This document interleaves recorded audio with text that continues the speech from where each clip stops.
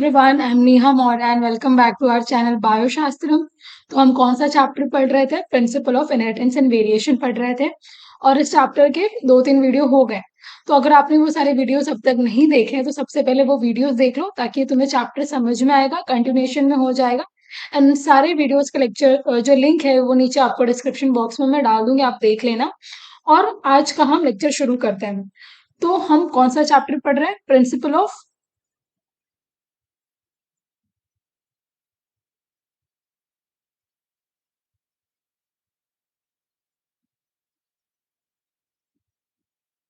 And variation. और मैं inheritance and variation word का मतलब पहले ही बता चुकी हूँ। इनहेरिटेंस का मतलब एक जनरेशन से दूसरे जनरेशन कैरेक्टर पास होना, एंड दो कैरेक्टर पास होते हैं तो भी जो प्रोजेनी होते हैं वो एक दूसरे से अलग दिखते हैं, दैट इज वेरिएशन। तो इस लेक्चर में मतलब मैंने लास्ट लेक्चर तुम्हें मोनोहाइब्रिड क्रॉस तक पढ़ा दिया था, so we can revise that कि मोनोहाइब्रिड क्रॉस होता क्या है। और मैंने कुछ होमवर्क भी दिया था, अगर आपको याद है तो मोनोहाइब्रिड क्रॉस में क्या किया जाता है? जैसे कि उसने लिया था, मेंडल ने टॉल प्लांट लिया था पी का, और उसको क्रॉस किया डॉफ प्लांट से। ठीक है, tall plant capital T डॉफ plant small T. Cross से पहले हम बनाएंगे इनके गैमेट्स। तो गैमेट बनाने का सीधा तरीका है, जस्ट इनको अलग कर दो। ये इस तरीके से, यहाँ पे समझो मैं दो गैमेट बना रही हूँ। तो सिंस दोनों गैमेट सिमिलर है, हम एक ही को लिखेंगे। तो हम यहाँ पर ले लेंगे कैपिटल टी और यहाँ पर ले लेंगे स्मॉल टी। इनको क्रॉस करोगे तो तुम्हें कैपिटल टी और स्मॉल टी ये प्लांट मिलेगा, and this is heterozygous tall plant.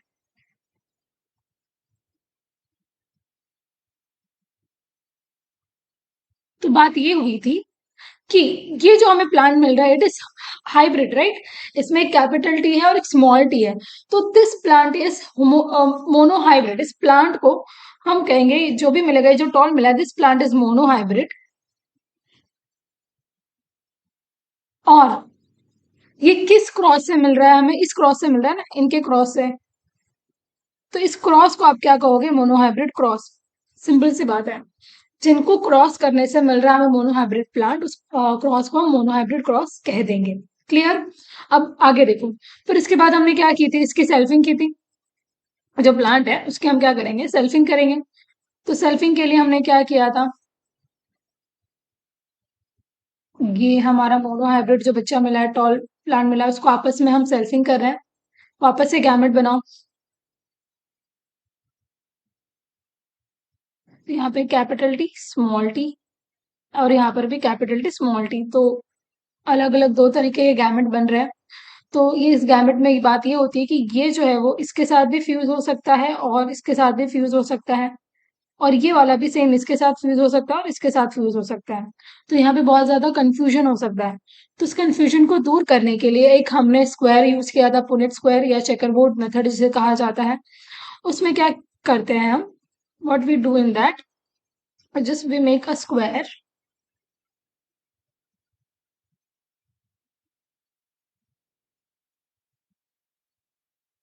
Okay, तो एक साइड पे हम, फॉर एग्जाम्पल, ये वाले गैमेट्स मैंने यहाँ पर लिख दिए, और ये जो दोनों गैमेट है वो मैं यहाँ पे लिख देती हूँ। एंड देन अब हम उनको क्रॉस कर सकते हैं। तो यहाँ पर कैपिटल टी है ये दोनों। यहाँ पर क्या है? Capital T and small T, मतलब मिला है हमें। यहाँ पर क्या है? Capital T and small T, और यहाँ पे दोनों स्मॉल टी। तो हमें किस तरीके के प्लांट मिल जाएंगे? कुछ इस तरीके से मिलेंगे। कैपिटल टी एक बार मिला है, कैपिटल टी स्मॉल टी दो बार मिला है, और स्मॉल टी एक बार मिला है। तो ये जो प्लांट है ये देखने में ये एक है, ये दो है, और ये एक है। तो ये दोनों प्लांट देखने में टॉल होंगे। तो टॉल हमें कितने मिल गए हैं? 3। और ये एक देखने में कैसा होगा? डॉग। तो कुछ रेशियो बताए थे मैंने। तो अगर जो देखने में प्लांट, देखने के बाद जो तुम्हें पता चलता है, उस रेशियो को हम फिनोटिपिक रेशियो कहते हैं। तो फिनोटिपिक रेशियो हमारा कितना होगा? 3 टॉल आए हैं और एक डॉफ आया है, तो वो होगा 3:1। और जीनोटिपिक रेशियो कितना होगा?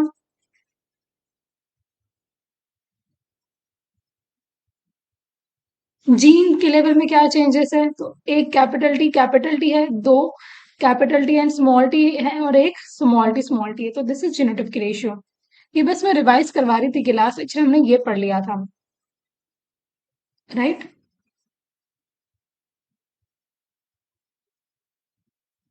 ओके, तो अब हम आगे का शुरू करते हैं। आगे मैं तुम्हें आज पढ़ाने वाली हूँ जो मेन चीज है, हम उसे कहेंगे टेस्ट क्रॉस। टेस्ट क्रॉस क्या होता है ये देखो। जैसे कि जब मेंडल क्रॉस करवा रहे थे तो उन्हें क्या पता कि ये जो प्लांट उनको टॉल दिख रहा है, ये जो प्लांट उन्हें टॉल दिख रहा है, कि प्लांट कैसा टॉल है, this is a tall plant. तो ये प्लांट कौन से जीनोटाइप का है, या ये होमोजाइगस है या हेट्रोजाइगस है, ये हमें नहीं पता, और उस टाइम पे मेंडल को भी नहीं पता था। Either this plant can be capital T और कैपिटल टी स्मॉल टी। तो आप कैसे पता लगाओगे कि जो आपको प्लांट मिला है इट इज होमोजाइगस और हेट्रोजाइगस। देखो डॉफ के लिए तो ऐसा कुछ होता ही नहीं ना, डॉफ हमेशा स्मॉल टी होगा, या स्मॉल टी वाले ही प्लांट हमेशा डॉफ बनते हैं। लेकिन जब आपको टॉल मिलता है तो उसमें आपको दो ऑप्शन मिलते हैं कि ये प्लांट इधर कैपिटल टी होगा या फिर कैपिटल टी स्मॉल टी होगा। तो हाउ टू टेस्ट दैट, वो कैसे पता चलेगा, टेस्ट क्रॉस से पता चलेगा। जैसे कि फॉर एग्जाम्पल जब मेंडल ने प्लांट लिया, जब वो क्रॉस कर रहे थे तो उन्होंने प्लांट लिया capital T and into small T, और ये गैमेट्स बन गए। और जो प्लांट मिला हमें वो कैपिटल टी स्मॉल टी मिला। तो ये सारे क्या थे, ऑल टॉल थे। तो जब उनको पता लगाना था कि जो प्लांट मुझे टॉल मिला है, ये प्लांट कैसा टॉल मिला है, होमोजाइगस मिला है या हेट्रोजाइगस मिला है, ये पता लगाने के लिए उन्होंने टेस्ट क्रॉस किया।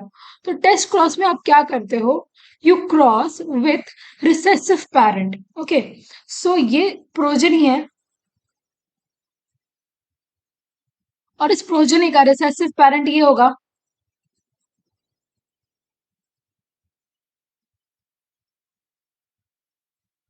तो आप प्रोजनी को जब रिसेसिव पैरेंट से क्रॉस कर देते हो तो उसे टेस्ट क्रॉस कहा जाता है। तो बेसिक अगर मैं टेस्ट क्रॉस का डेफिनेशन यहाँ पर लिखूं, व्हाट इज टेस्ट क्रॉस अगर आप पूछेंगे तो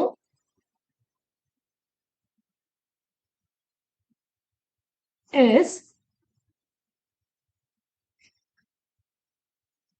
प्रोजनी जिसका पता लगाना है हमें इनटू रिसेसिव पेरेंट।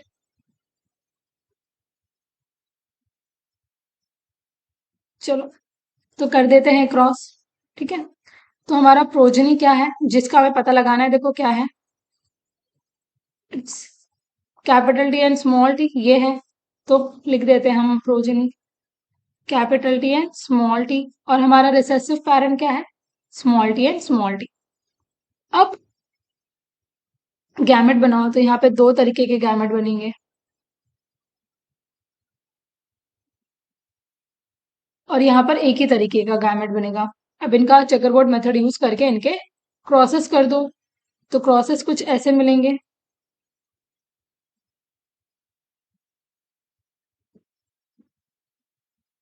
यहाँ पे लिख दो कैपिटल टी स्मॉल टी, और यहाँ पे लिख दो स्मॉल टी जो गैमेट बना है। तो कैसे प्रोजनी आएंगे, capital T and small T. सारे बच्चे या तो टॉल बनेंगे या तो डॉफ बनेंगे। तो जब रेशियो बच्चों का 1:1 का होता है, जब बच्चों का रेशियो 1:1 का होता है, तो तब तुम्हारा जो टॉल प्लांट है it is heterozygous, it is rule, ठीक है। तो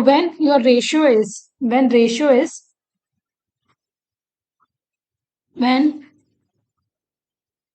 ratio of test cross is 1:1, then the progeny is heterozygous। Clear, ये हमने हेटेरोजाइगस को लेकर किया, ये वाला जो क्रॉस था।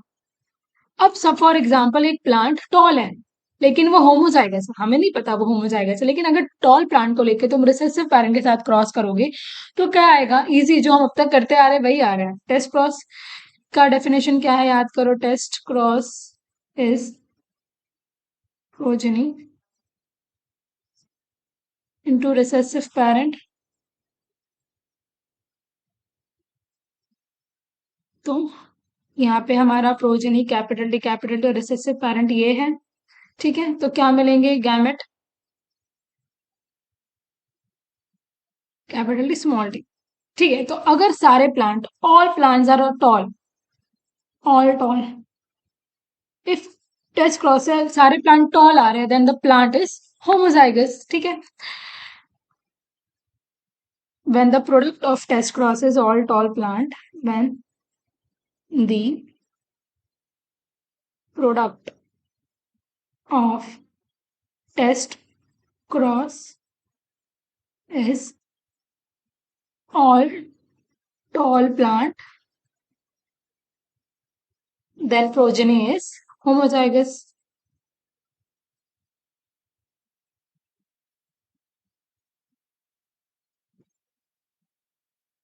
क्लियर है टेस्ट क्रॉस क्या होता है? तो टेस्ट क्रॉस से आप ये पता लगा सकते हो कि जो आपको टॉल प्लांट दिख रहा है वो टॉल प्लांट होमोजाइगस है या हेट्रोजाइगस है। कैसे पता लगाना, उस टॉल प्लांट को लो, रिसेसिव पैरेंट के साथ क्या करो, क्रॉस कर दो। अगर रिसेसिव पैरेंट के साथ क्रॉस करने से अगर सारे प्लांट टॉल आ रहे हैं देन इट इज होमोजाइगस। लेकिन आपको रेशियो मिल रहा है, अगर 50 प्लांट टॉल मिल रहा है तो 50 ड्रॉप मिल रहे हैं, इक्वल इक्वल 1:1 का रेशियो है, then your plant is heterozygous. Clear, test cross समझ में आया। अब बैक क्रॉस भी दिया है तुम्हारे बुक में। तो what is back cross? Simple, देखो बैक क्रॉस क्या है, whenever you cross a progeny with its parent then it is back cross. और बैक क्रॉस, और अगर सिर्फ तुम स्पेसिफिक रिसेसिव पेरेंट के साथ कर रहे हो तो it is a test cross. तो बैक क्रॉस में क्या होता है, पेरेंट के साथ क्रॉस करना चाहता है, किया जाता है इधर विथ लाइक डोमिनेंट पेरेंट और रिसेसिव पेरेंट, उसे आप बैक क्रॉस करोगे। लेकिन अगर आप स्पेसिफिक सिर्फ रिसेसिव पेरेंट के साथ करें तो उसे टेस्ट क्रॉस कहा जाता है। तो वी कैन से दैट कि test cross is a type of back cross. So यहाँ पे मैं दोनों लाइन लिख देती हूँ कि what is back cross.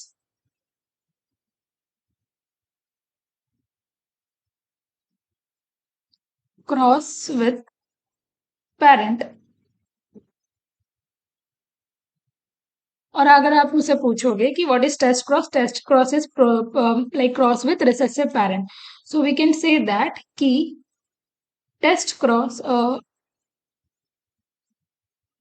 Is a type of back cross. Clear, यहाँ तक बातें समझ में आई, ठीक है। तो हमने मोनोहाइब्रिड क्रॉस कर लिया, और कैसे पता लगाया जाता है कि जो हमें प्लांट मिला है वो होमोजाइगस है या हेट्रोजाइगस है, टेस्ट क्रॉस भी कर लिया। अब हम नेक्स्ट टॉपिक की तरफ चल सकते हैं। तो इतने सारे क्रॉस करने के बाद फाइनली मेंडल ने एक लॉ दिया, फर्स्ट लॉ दिया जिसे लॉ ऑफ डोमिनेंस कहा जाता है। इतनी सारी बातें करने के बाद मेंडल ने लॉ दिया, और उसका फर्स्ट लॉ था लॉ ऑफ डोमिनेंस। इस लॉ में उसने क्या कहा, इस लॉ में उसने कहा कि बच्चों से, मतलब पेरेंट्स से बच्चों में कैरेक्टर पास होते हैं, और वो जिसकी मदद से पास होते हैं उन्हें फैक्टर्स कहा जाता है। ओके, तो पहला पॉइंट हम लिख सकते हैं,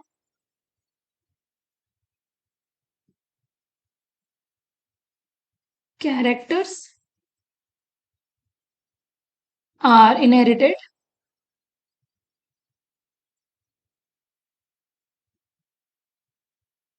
इन फॉर्म ऑफ फैक्टर्स। तो फैक्टर इज मेन।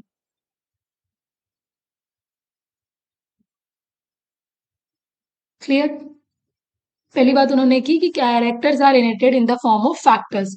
आज हम इन फैक्टर्स को क्या कहा कहते हैं, जीन्स कहते हैं। तो इतने क्रॉस करने के बाद उनको ये पहली बात समझ में आई। दूसरी उन्होंने बात बोला कि these factors are always present in pair. Okay, तो दूसरी बात हम लिख सकते हैं,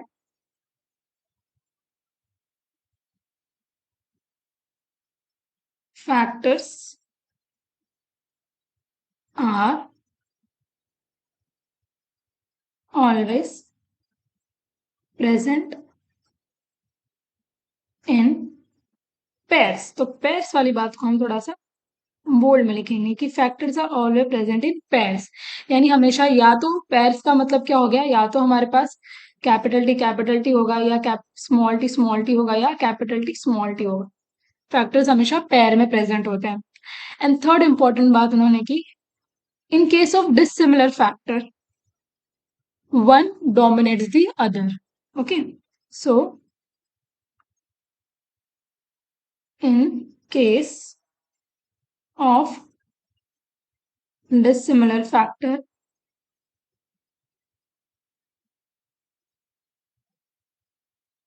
one dominates the other.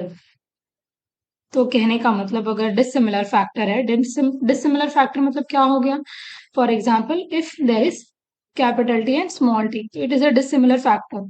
So in this case क्या होता है, capital T is dominates over small T. अगर capital T small T dissimilar है, दोनों दोनों प्रेजेंट है, तो हमें किसका कैरेक्टर देखने मिलता है, कैपिटल टी का कैरेक्टर देखने मिलता है, प्लांट टॉल होता है। तो इन्होंने ये पहला लॉ दिया, तो उनका पहला लॉ के लिए तीन बातें हैं, जो तीन बातें आपको याद रखनी है कि जो कैरेक्टर्स है वो ट्रांसफर होते हैं in the form of factors, and factors are always present in pair. और अगर ये पेयर डिसिमिलर कैरेक्टर का है तो एक दूसरे के ऊपर डोमिनेट करेगा, और जो डोमिनेट करेगा वो ऑब्वियसली वो डोमिनेंट कैरेक्टर है, और जो लाइक सप्रेस्ड हो जाएगा वो आपका रिसेसिव कैरेक्टर है। तो यहाँ तक हमने फर्स्ट लॉ पढ़ लिया है। तो आज के लेक्चर में मैं इतना ही बात करूंगी, आगे मुझे इनके एक्सेप्शन बताने कि फर्स्ट लॉ हो गया, तो फर्स्ट लॉ के कुछ एक्सेप्शन भी है। एक्सेप्शन होना कोई बुरी बात नहीं है, इसका मतलब वो नहीं कि अगर एक्सेप्शन है तो वो चीज खराब है, नहीं, बट नेचर में एक्सेप्शन मिलेंगे और जो नॉर्मल है। तो हम इसके बाद नेक्स्ट लेक्चर में फर्स्ट लॉ के एक्सेप्शन की बात करेंगे। ठीक है, तो आज के लिए इतना ही। अगर तुम्हें इस पूरे लेक्चर में या जो भी चीजें हैं इस पूरे सीरीज में, इस चैप्टर में जो कोई भी डाउट है तो तुम वीडियो के नीचे कमेंट बॉक्स में मुझे बता सकते हो। ठीक है, चलो बाय, थैंक यू।